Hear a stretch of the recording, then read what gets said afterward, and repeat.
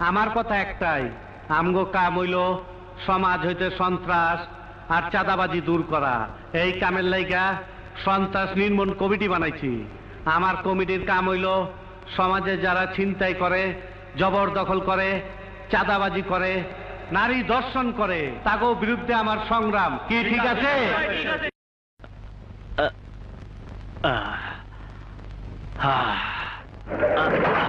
ভাষণ কেমন দিলাম রে? খুব ভালো ভাই, কিন্তু একটা জিনিস আমার মাথায় ঢুকলো না। সন্ত্রাস বন্ধ করলে আমরা তো বেকার হয়ে যাব, খাবো কি? কেডাই কইছে সন্ত্রাস বন্ধ করুম?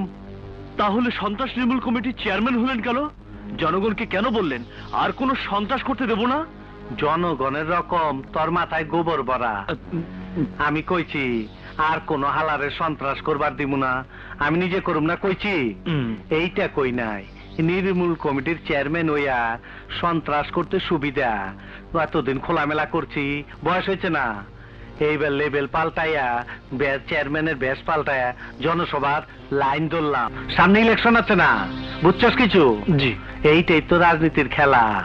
এমপি মিনিস্টার হইয়া গাড়িতে ফেলাকে লাগান একটা দুনবা